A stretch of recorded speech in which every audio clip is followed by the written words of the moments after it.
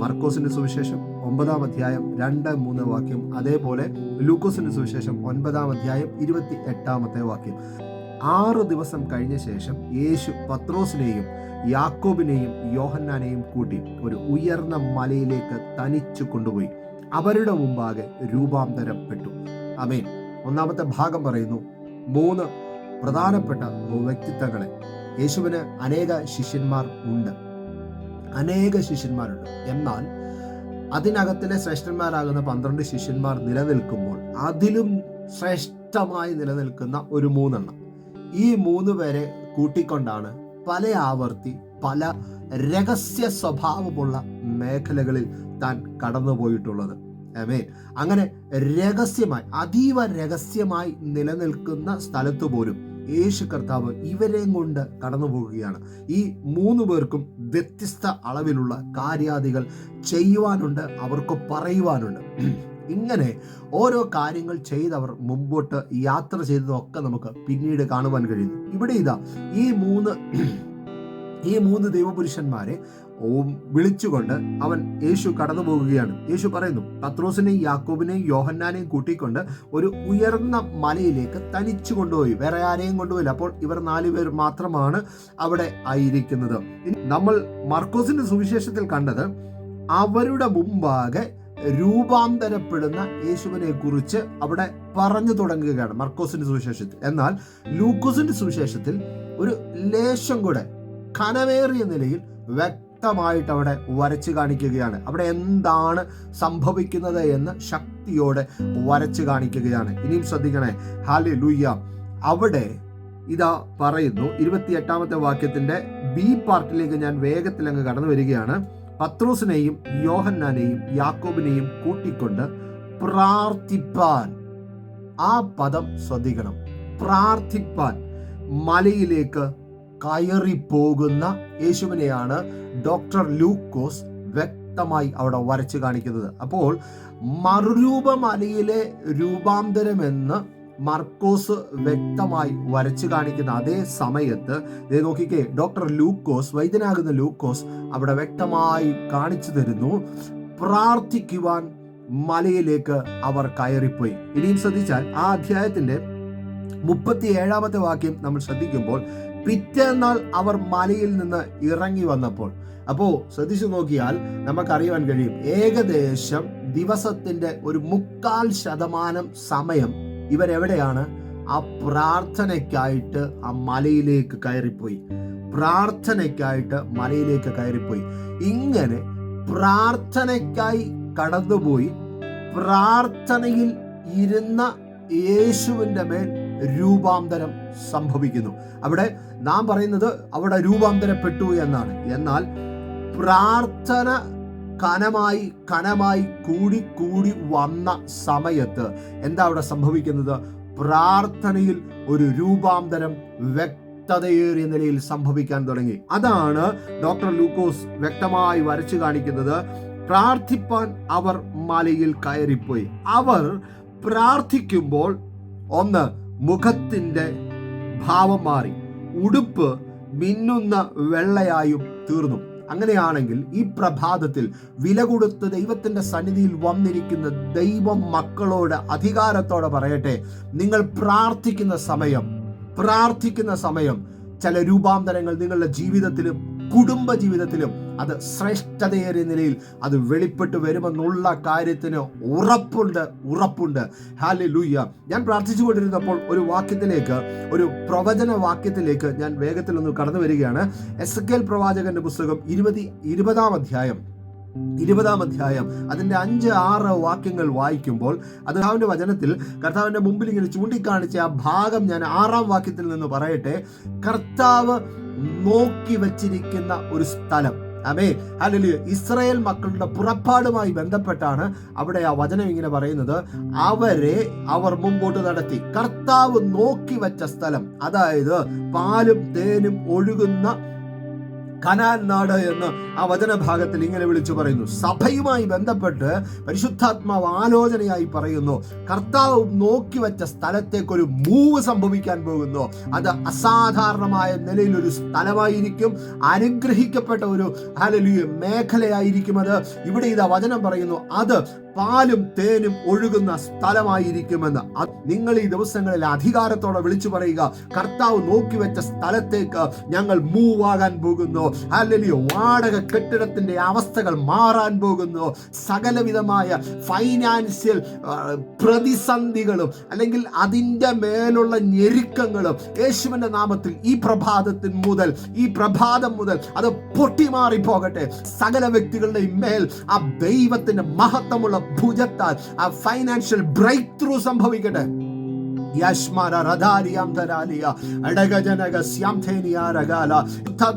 ആലോചനയ്ക്കകത്തിൽ പറയുകയാണ്, ചില വീടുകളും ഹല്ലേലൂയ ചില ജോലി സ്ഥലവുമായി ബന്ധപ്പെട്ടൊക്കെ ഹല്ലേലൂയ ആരുടെയൊക്കെയോ വിഷയത്തിന്റെ മേൽ കർത്താവ് ചില താക്കോലുകൾ കാണിക്കുന്നു. ചില താക്കോലുകൾ ഡോറുകൾ തുറക്കുന്നത് കാണിക്കുന്നു. ഹല്ലേലൂയ ചില ജോലി സംബന്ധമായ ഉയർച്ചകൾ കർത്താവ് കാണിക്കുന്നു. അങ്ങനെ ചില മേഖലകളിൽ ഹല്ലേലൂയ പരിശുദ്ധാത്മാവിന്റെ ഹല്ലേലൂയ വടിയുടെ സഹായത്തോടെ നടക്കുന്ന ഒരു വ്യക്തിയെ കാണിക്കുന്നു. ആ വടിയൊക്കെ മാറാൻ പോകുന്നു. ഹല്ലേലൂയ അസ്ഥി സംബന്ധമായ ചില വിഷയങ്ങൾ ഹല്ലേലൂയ കർത്താവ് ഹീൽ ചെയ്യുന്നു. ഈ പ്രഭാതത്തിൽ അസാധാരണമായ ചില വലിയ വിടുതലുകൾ സംഭവിക്കുന്നു. ദൈവ പൈതലേ, കർത്താവ് നോക്കി വെച്ചതിലേക്ക് നീ മൂവ് ചെയ്യാൻ പോകുകയാണ്.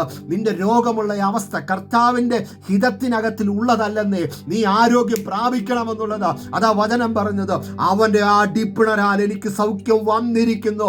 വരുമെന്നല്ല പറഞ്ഞു, വന്നിരിക്കുന്നു. ആ വചനം ചലിക്കപ്പെടട്ടെ.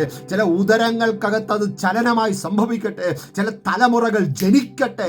ദൈവശക്തി അധികാരത്തോടെ അത് പുറപ്പെട്ടു വരുവാൻ ഇടയാകട്ടെ. അസാധാരണമായ ചില വീര്യപ്രവർത്തികൾ നടക്കുവാൻ വേണ്ടി കർത്താവിനോട് പറ, കർത്താവേ, ആ വചനത്തെ ഞാൻ സ്വീകരിക്കുന്നു.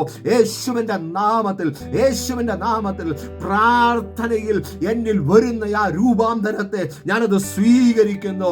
ആ പ്രാർത്ഥനയിൽ സംഭവിക്കുന്ന ആ സൗഖ്യത്തെ ഞാൻ സ്വീകരിക്കുന്നു. പ്രാർത്ഥനയിൽ സംഭവിക്കുന്ന ആ വിടുതലിനെ, ആ വസ്തു സംബന്ധമാകുന്ന ഡെലിവറൻസിനെ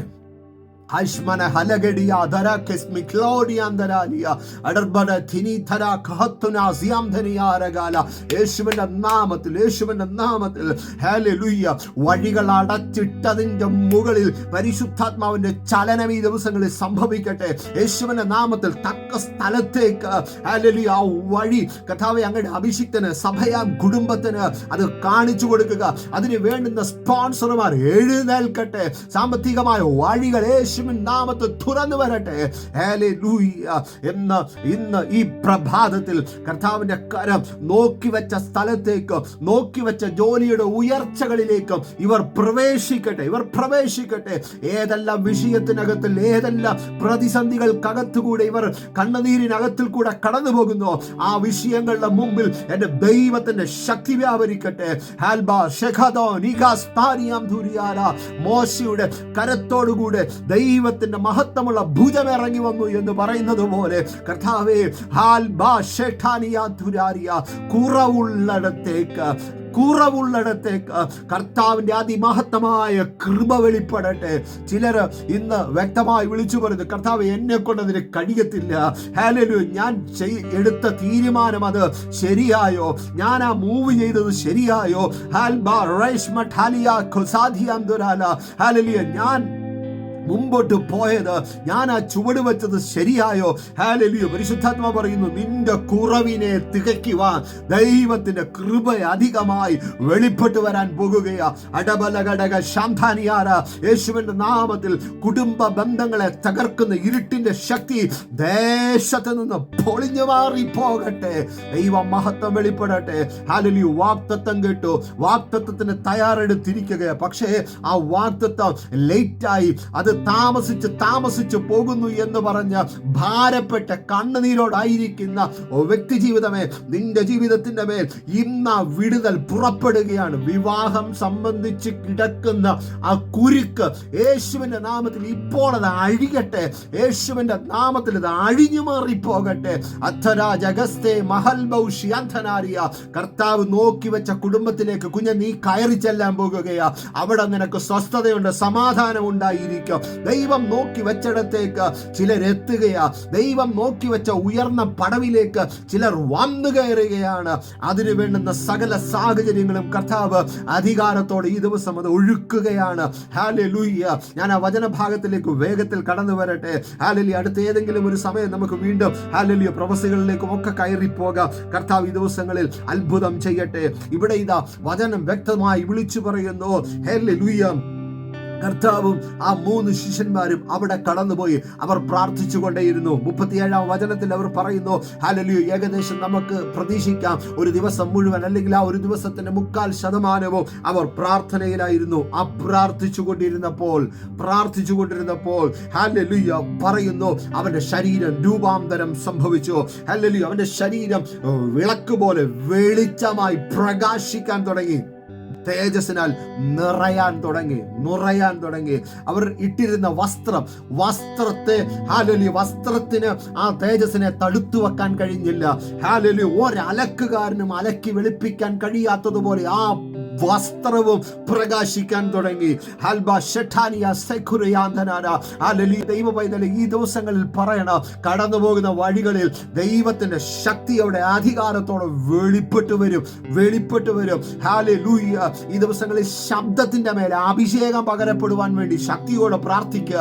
ഹല്ലേലൂയ. പരാജയപ്പെടുത്തി കളയുവാൻ ദുഷ്ടനാകുന്നവൻ തന്ത്രങ്ങൾ ഒരുക്കുന്നതിന്റെ മുകളിൽ വിളിച്ചു പറയണം, ശബ്ദത്തിൽ അഭിഷേകം ചലിക്കുമ്പോൾ ദൈവത്തിന്റെ മഹത്വമുള്ള ഭുജം ചലിക്കപ്പെടും.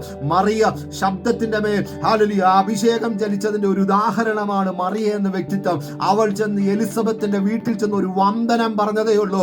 ആ വന്ദനസ്വരം, വചനം ശ്രദ്ധിച്ചാൽ അറിയാം, ആ വന്ദനസ്വരം എലിസബത്തിന്റെ കാതിൽ കേട്ടപ്പോൾ അകത്തളത്തിൽ കിടന്ന, അതായത് കർണപടകത്തിൽ കൂടെ ഹല്ലേലൂയ ആ ശബ്ദം അകത്ത് കയറി. ഹല്ലേലൂയ.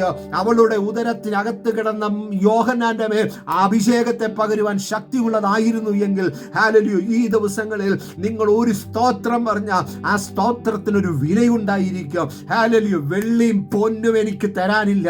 ഹല്ലേലൂയ. യേശുവിന്റെ നാമത്തിൽ എഴുന്നേറ്റ് നടക്കാൻ പറയുമ്പോൾ ആ ശബ്ദത്തിൽ പകരപ്പെട്ട അഭിഷേകത്താൽ അങ്ങനെ ചിലതൊക്കെ സംഭവിച്ചു എങ്കിൽ പ്രിയ ദൈവ പൈതലേ, ഈ പ്രഭാതത്തിൽ അധികാരത്തോടെ വിളിച്ചു പറ, പ്രാർത്ഥിക്കുന്ന എന്നിൽ ചില മാറ്റങ്ങൾ സംഭവിക്കുകയാണ്. പ്രാർത്ഥിക്കുന്ന എന്നിൽ കൂടെ ചില വലിയ കാര്യങ്ങൾ എന്റെ കർത്താവ് ചെയ്തു തുടങ്ങുകയാണ്. ശബ്ദത്തിൽ അഭിഷേകം ചലിക്കപ്പെടും. ഹല്ലേലൂയ. പ്രാർത്ഥിക്കുന്ന നിന്നിൽ മാറ്റം സംഭവിക്കും. നീ കണ്ണുകൊണ്ട് നോക്കിയ ഭൂതങ്ങൾ ആലറി മാറുന്ന നിലവാരത്തിലേക്ക് കാര്യങ്ങൾ മാറും.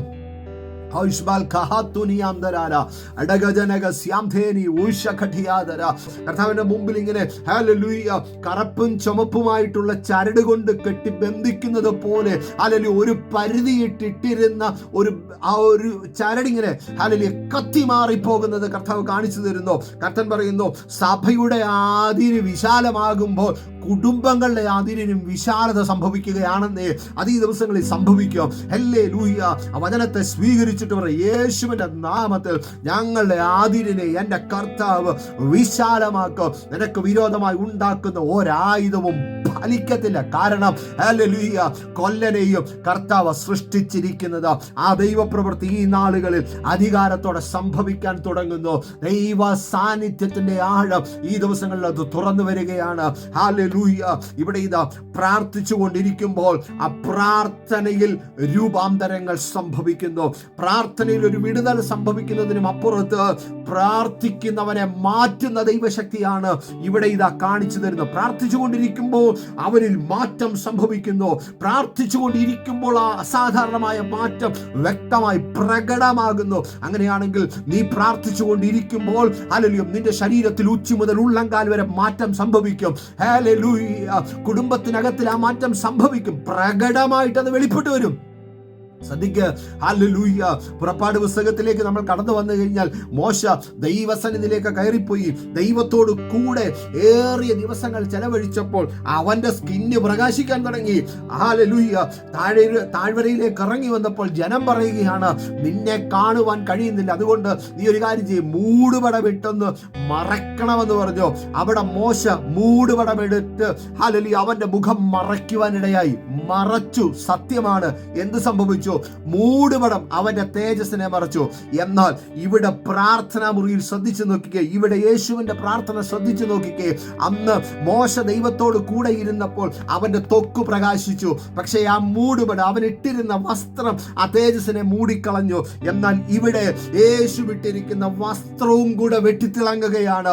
ദൈവ പൈതലേ, ഹല്ലേലൂയ. പുതിയ നിയമസഭയോട് കർത്താവിന് പറയാനുണ്ട്, ഹല്ലേലൂയ, ഈ ദിവസങ്ങളിൽ പ്രാർത്ഥിക്കുന്ന നിന്നിൽ ആ രൂപാന്തരം സംഭവിക്കും. ആമേൻ, ആമേൻ, ആമേൻ, ഹല്ലേലൂയ. ദാവീദ് പ്രാർത്ഥിച്ചതിനെ കുറിച്ചാണ് 91-ാം സങ്കീർത്തനം 17 വാക്യങ്ങളും വ്യക്തമാക്കുന്നത്. അതിനകത്തിൽ പ്രാർത്ഥനാ മുറിയിൽ നിന്ന് ഇറങ്ങി വന്നവൻ വിളിച്ചു പറയുകയാണ്, ഹല്ലേലൂയ, ഞാൻ മുമ്പോട്ട് കടന്നുപോയപ്പോൾ എൻ്റെ മുമ്പിൽ ഒരു സൈഡിൽ 1000 വീണു, മറു സൈഡിൽ 10,000 വീണു, എങ്കിലും അവ എന്നോട് അടുത്ത് വന്നില്ല. കാരണം എന്താ? പ്രാർത്ഥനാ മുറിയിൽ നിന്റെ മേൽ പകരപ്പെട്ട ഒരു ദൈവശക്തി ഉണ്ടെന്നേ. ആ ശക്തിയുമായി നീ കടന്നു പോകുമ്പോൾ ദുഷ്ടൻ താളടിയാകുമെന്നുള്ളത് സത്യമായ കാര്യമാണെന്നേ. അവൻ വീണ്ടും വിളിച്ചു പറയുകയാണ്, ഹല്ലേലൂയ, ഞാൻ, ഹല്ലേലൂയ, സിംഹത്തെയും ബാലസിംഹത്തെയും പെരുമ്പാമ്പിനെയും മെതിച്ചു കളയും. എവിടുന്ന ശക്തി കിട്ടിയത്? അവൻ പറയും, പ്രാർത്ഥനാ മുറിയിൽ പ്രാപിച്ചതാണെന്നേ. ഇനിയും ശ്രദ്ധിച്ചേ, ഗത്സമനത്തോട്ടത്തിൽ കർത്താവ് വീണ് കടന്ന് പ്രാർത്ഥിച്ചു. എങ്ങനെ? തനിക്ക് താങ്ങാൻ കഴിയാത്ത വേദന തന്റെ ഉള്ളത്തിലേക്ക് കയറി വന്നു. വചനം ഇങ്ങനെ പറയുന്നു, അവന്റെ ശരീരത്തിൽ നിന്ന് വിയർപ്പ് തുള്ളികൾ പുറത്തു വന്നത് താഴെ വീഴുന്നത് ഒരു രക്തത്തുള്ളികൾ പോലെയായിരുന്നു. കനമേറിയ നിലയിലുള്ള, അല്ലെങ്കിൽ ചങ്ക് പൊട്ടിയുള്ള പ്രാർത്ഥന അവിടെ വെളിപ്പെട്ടു. ഇവിടെ ശ്രദ്ധിച്ചേ, വചനം പറയുന്നു, എടുക്കാൻ സമയമില്ലാത്തത് കൊണ്ട് ഞാൻ പെട്ടെന്ന് പോകുകയാണ്. ഹല്ലേലൂയ. വചനം പറയുന്നു, ഹല്ലേലൂയ, ആ യേശു കർത്താവ് അവിടെ വീണ് കിടന്ന് പ്രാർത്ഥിച്ചു. പ്രിയ ദൈവമേ, നീ ദൈവസന്നിധിയിൽ വീണ് കിടന്ന് പ്രാർത്ഥിക്കുന്നവനാണെങ്കിൽ, നീ ദൈവസന്നിധിയിൽ കരയുന്നവനാണെങ്കിൽ, നിന്റെ ഏതു വലിയ വിഷയത്തിന്റെ മുമ്പിലും നിനക്ക് പ്രാർത്ഥനാ മുറിയിൽ ശക്തി പ്രാപിക്കുവാൻ കഴിയും. ഇനിയും ശ്രദ്ധിക്കണേ, വീണ് കിടന്ന് പ്രാർത്ഥിച്ചിട്ട് പ്രാർത്ഥന കഴിഞ്ഞ് കർത്താവ് എഴുന്നേറ്റു. പ്രാർത്ഥന കഴിഞ്ഞ് കർത്താവ് എണീറ്റപ്പോൾ ദൂതന്മാർ അവനെ ശുശ്രൂഷിച്ചു. 2, പ്രാർത്ഥന കഴിഞ്ഞ് യേശു ഒരു പുതിയ ധൈര്യം പ്രാപിച്ചുകൊണ്ട് മുമ്പോട്ടിറങ്ങി.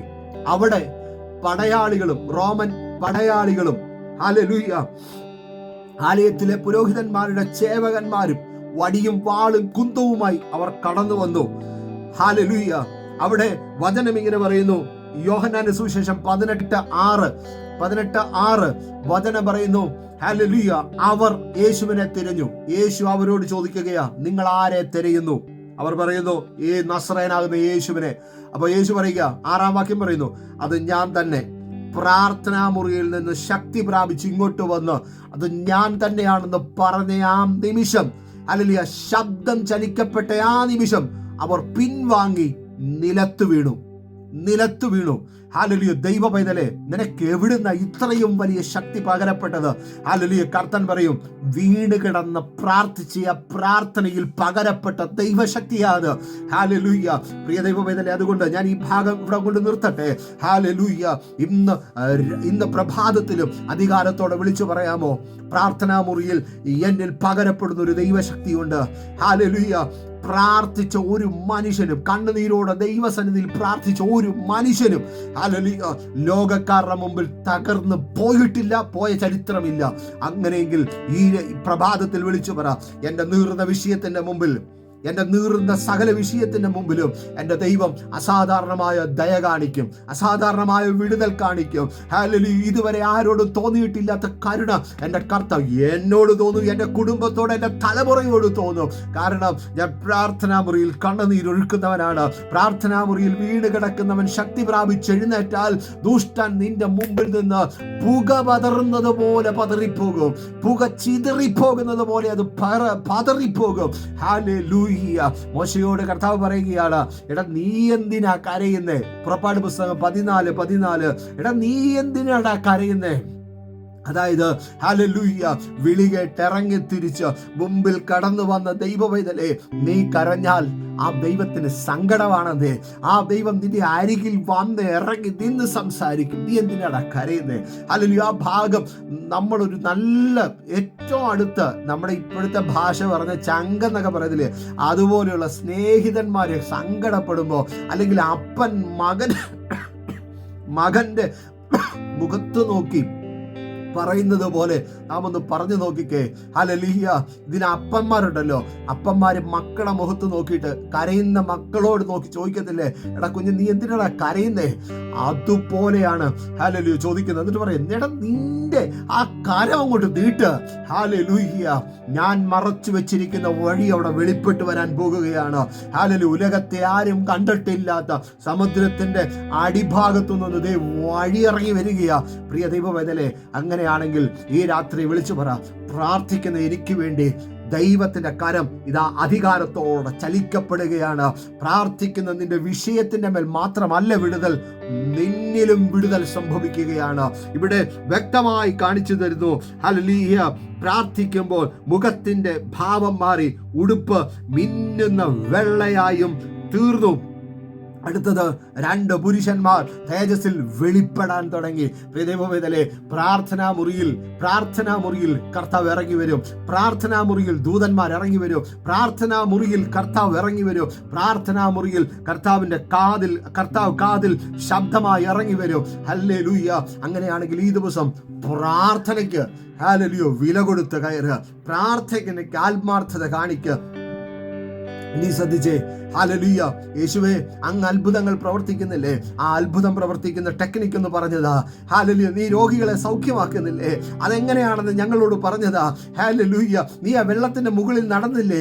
ഹല്ലേലൂയ. അപ്പോൾ ഇട്ടിരുന്ന ചെരുപ്പേത്, അല്ലെങ്കിൽ അതെങ്ങനെയാ നടന്നത്? അതൊന്നും ശിഷ്യന്മാർ ചോദിച്ചില്ല. അവർ പറഞ്ഞു, ഇതിന്റെ എല്ലാം പുറകിൽ കർത്താവെ അങ്ങ് പ്രാർത്ഥിക്കുന്നത് ഞങ്ങൾ കാണുന്നു. അതുകൊണ്ട് ഞങ്ങളെ പ്രാർത്ഥിക്കാനൊന്ന് പഠിപ്പിക്കുക. ഹല്ലേലൂയ. ഈ ദിവസങ്ങളിൽ പ്രാർത്ഥിക്കാൻ അറിയാതെയാണ് നമ്മൾ ഇരിക്കുന്നത്. നമുക്ക് പലപ്പോഴും അറിയത്തില്ല, ഇതെങ്ങനെ പ്രാർത്ഥിക്കുന്നത്. ഹല്ലേലൂയ. റോമാലേഖനത്തിലേക്ക് കടന്നു വരുമ്പോൾ പരിശുദ്ധാത്മാവ് പറയുന്നു, ഉച്ചരിച്ചുകൂടാത്ത ഞരക്കങ്ങളാൽ ആത്മാവ് ബലഹീനതരായ നമുക്ക് വേണ്ടി തുണ നിന്ന് പ്രാർത്ഥിക്കുന്നു. ഒറ്റ കാര്യം ഞാൻ മനസ്സിലാക്കിയത് വിളിച്ചു പറയട്ടെ. പ്രാർത്ഥനാ മുറിയിലേക്ക് നീ ആത്മാർത്ഥതയോടെ കയറ്, സിൻസിയറായിട്ട് കയറ്. ഹല്ലേലൂയ. എന്നിട്ട് കർത്തൻ പറഞ്ഞതുപോലെ ഒറ്റയ്ക്കാ കയറുന്നെങ്കിൽ വാതിലടയ്ക്ക്, അടച്ചിട്ട് അകത്തോട്ട് കയറി ഇരുന്നിട്ട് യേശുപ്പ എന്നെ സഹായിക്കണേ എന്ന് പറഞ്ഞിട്ട് അവിടെ നെടുമ്പാട് വീണോ ഇരുന്നോ അങ്ങ് പൊട്ടിക്കാരാ. അപ്പാ യേശുപ്പ, ഇതാ പ്രാർത്ഥന. ഹല്ലേലൂയ. അവിടെ വാക്കില്ല, ഭാഷണമില്ല, ഒന്നുമില്ല. നിന്നെ നന്നായി അറിയുന്ന കർത്താവ്, നീ സിൻസിയർ ആണെന്ന് മനസ്സിലായ ആ റൂമിനകത്തിൽ നീ ഇരിക്കുന്ന പായിലേക്ക് വരെ ഇറങ്ങി വരും. ഹല്ലേലൂയ. അതിനൊരു ഉദാഹരണം പറഞ്ഞ് ഞാൻ നിർത്തട്ടെ. എസെക്കേൽ പ്രവാചകനെ ഹല്ലേലൂയ അസ്ഥിത്താഴ്വരയിലോട്ട് കൊണ്ടുവന്ന് നിർത്തുമ്പോൾ ആ 37-ാം അധ്യായം 1-ാം വാക്യത്തിൽ പറയുന്നു, ഹല്ലേലൂയ, ആ ദൈവത്തിന്റെ കൈ അവന്റെ തലയിലേക്ക്, അവന്റെ മേലേക്ക് വന്നു. അതായത് സ്വർഗം ദൈവത്തിന്റെ സിംഹാസനം, ഭൂമി പാദപീഠം. അപ്പോൾ ഉടൽ എത്രത്തോളം വലുതായിരിക്കും? അത്രയും മഹാനായ, അത്രയും വലിയ ദൈവം ഇവിടെ എങ്ങനെ ഇറങ്ങി വന്നു? ഈ ഇത്തിരി പോന്ന നമ്മളെ പോലെയുള്ള ഒരു കുഞ്ഞു മനുഷ്യന്റെ അടുക്കിലേക്ക് ഇറങ്ങി വന്നു എന്ന് പറഞ്ഞാൽ ഹല്ലേലൂയ, ആ യേശു അല്ലെങ്കിൽ ആ ദൈവം അവനോളം താണു വന്ന് അവനെ തൊട്ടു എന്നല്ലേ? അങ്ങനെയാണെങ്കിൽ ദൈവ പൈതലേ, നിന്റെ പ്രാർത്ഥനാ മുറിയില്, ആ പ്രാർത്ഥനയില് ഹല്ലേലൂയ കർത്താവ് മുറിയില് ഇറങ്ങി വരുമെന്ന ഞാൻ ഇന്ന് പ്രഭാതത്തിൽ പറയുന്നത്. ഹല്ലേലൂയ. അങ്ങനെയെങ്കിൽ ഈ ദിവസം പറ, കർത്താവേ, അങ്ങ് എൻ്റെ മുറിയിലേക്ക് വരാൻ ഞാൻ അങ്ങേ സ്വാഗതം ചെയ്യുന്നു. കർത്താവേ, അവിടുന്ന് ഒന്ന് ഇറങ്ങി വാ, എനിക്ക് അങ്ങയുടെ ശബ്ദം ഒന്ന് കാതിൽ കേൾക്കണം, എനിക്ക് അങ്ങയുടെ തേജസ് ഒന്ന് കാണണം, എനിക്കൊന്ന് ഹല്ലേലൂയ ആ ഒരു തലത്തിൽ എനിക്ക് മുമ്പോട്ട് യാത്ര ചെയ്യണം. ആ ഒരു നിലയിൽ നിങ്ങൾ സിൻസിയറായി പ്രാർത്ഥിച്ചാൽ നിശ്ചയമായി ആ പ്രാർത്ഥനയുടെ മറുപടി ഹല്ലേലൂയ നിങ്ങൾ കാതിൽ കേൾക്കുമെന്നല്ല ഞാൻ പറയുന്നത്, അത് കണ്ണിന്റെ മുമ്പിൽ നിങ്ങൾക്ക് കാണാൻ കഴിയും. ഹല്ലേലൂയ. കർത്താവ് ഈ വചനങ്ങളാൽ നിങ്ങളെ അനുഗ്രഹിക്കട്ടെ. ദൈവത്തിന്റെ മഹത്വമുള്ള ഭുജം ശ്രേഷ്ഠമായി വെളിപ്പെട്ടു വരുവാനിടയാകട്ടെ. സമയം തന്ന അഭിഷിക്തനും സഭയാം കുടുംബത്തിനും എല്ലാവർക്കും വിശേഷതയേറിയ ദൈവിക നന്മയെ, അനുഗ്രഹങ്ങളെ പകർന്ന് പ്രാർത്ഥിക്കുന്നു. കർത്തന്റെ മഹത്വം നിങ്ങളോട് കൂടെ ഇരിക്കട്ടെ. ഞങ്ങളെ ഓർത്ത് പ്രാർത്ഥിക്കുക. കർത്താവ് എല്ലാവരെയും ധാരാളമായിട്ട് അനുഗ്രഹിക്കട്ടെ. I bless you in Jesus name. Amen.